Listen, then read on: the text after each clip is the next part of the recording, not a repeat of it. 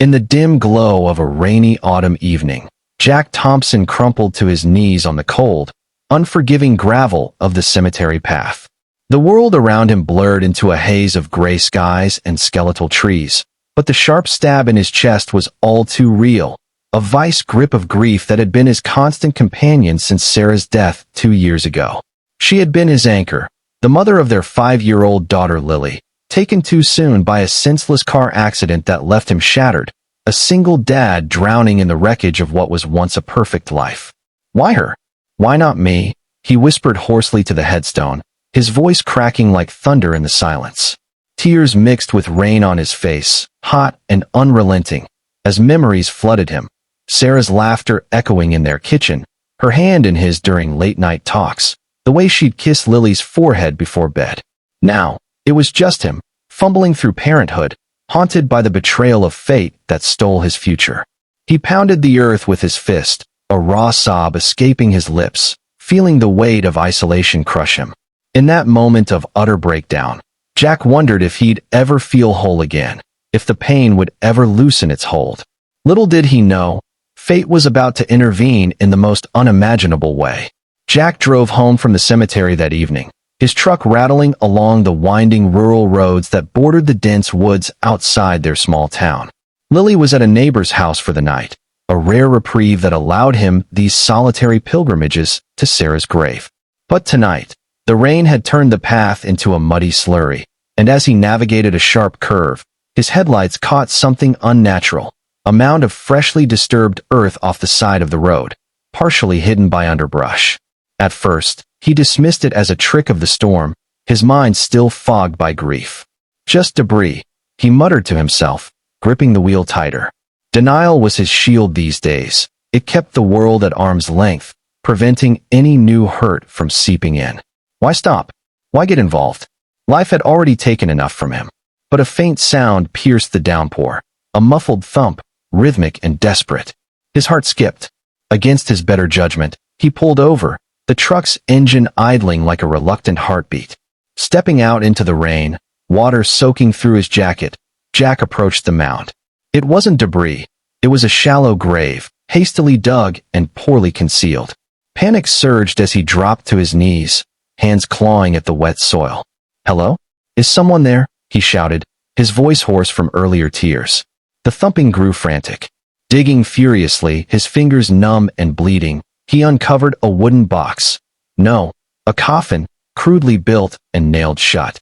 With a crowbar from his truck, he pried it open, the wood splintering like his own fragile resolve. Inside lay a woman, bound and gagged, her dark skin glistening with sweat and mud, her elegant features twisted in terror. She was young, perhaps in her late 20s, dressed in what looked like torn designer clothes, a gold necklace glinting faintly.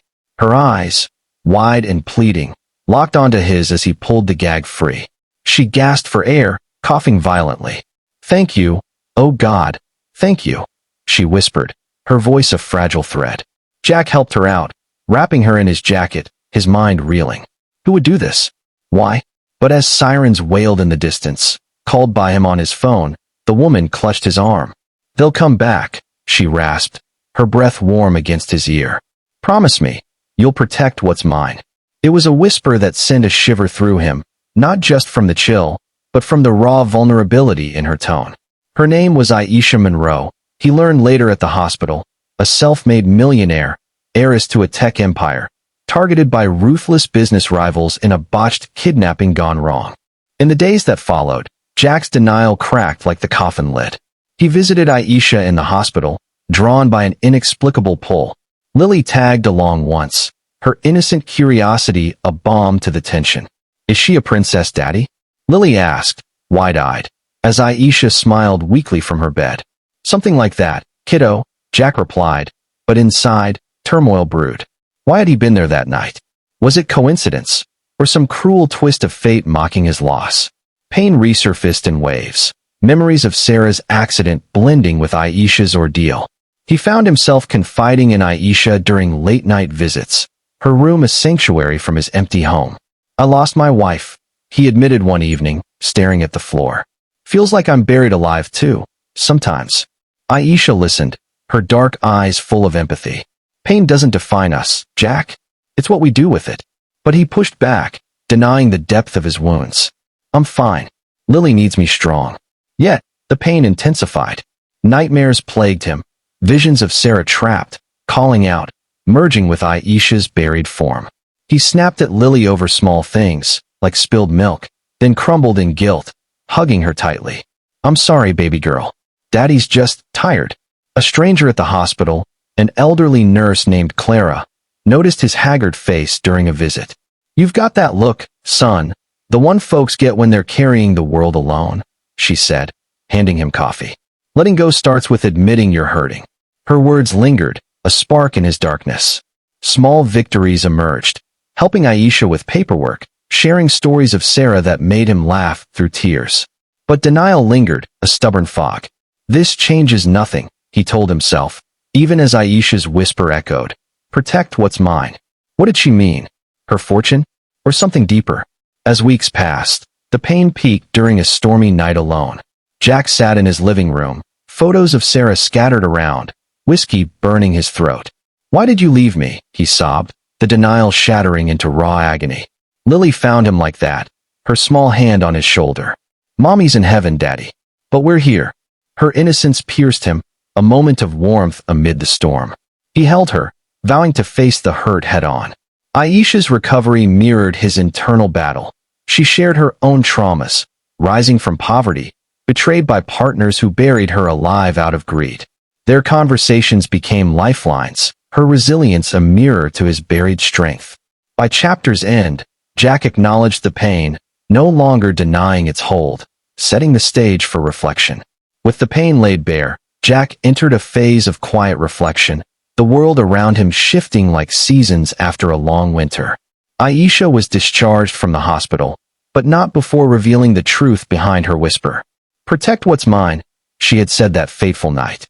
It wasn't her wealth. It was a hidden drive containing evidence against her kidnappers, corporate thieves who'd stop at nothing. She'd entrusted it to him in her delirium, slipping it into his pocket unnoticed. Now, in her sleek apartment overlooking the city, an hour's drive from his modest home, Jack handed it back. Why me? He asked, sitting across from her, the room filled with the scent of fresh coffee and blooming orchids she'd insisted on buying as thanks. Aisha leaned forward, her beauty radiant now in recovery, her voice steady.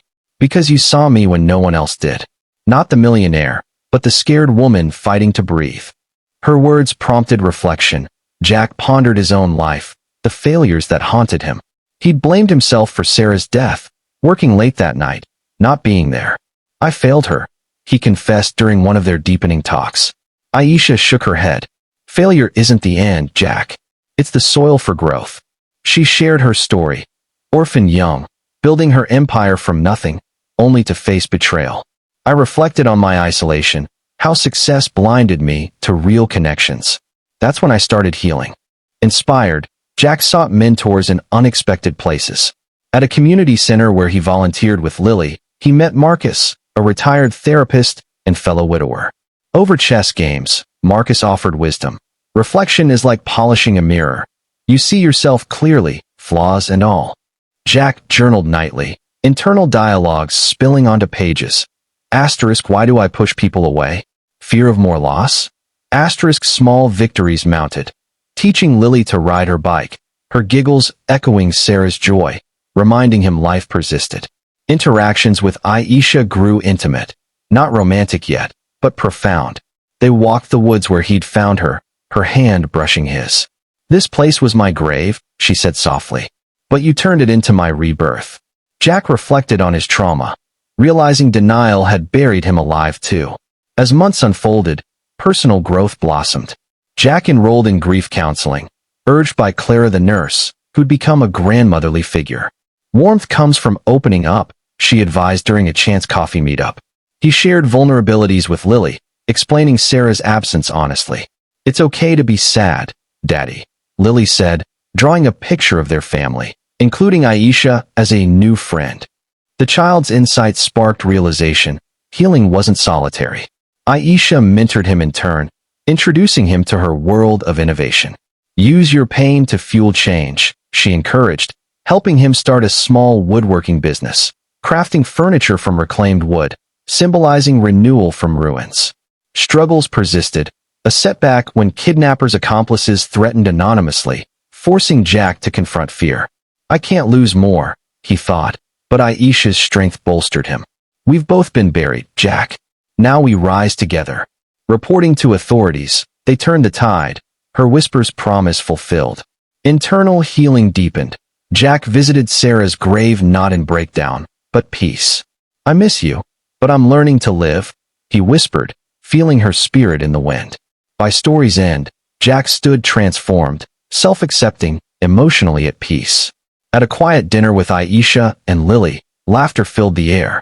You've changed my life, he told Aisha, her whisper echoing as the catalyst. She smiled. And you saved mine. Renewal comes from connection. As they watched the sunset, Jack embraced his renewed self, wounds healed into scars of strength. Moral of the story. In the depths of loss and betrayal, true healing begins when we confront our pain rather than bury it, allowing reflections and connections to nurture inner strength and lead us to a renewed life of self-acceptance and hope.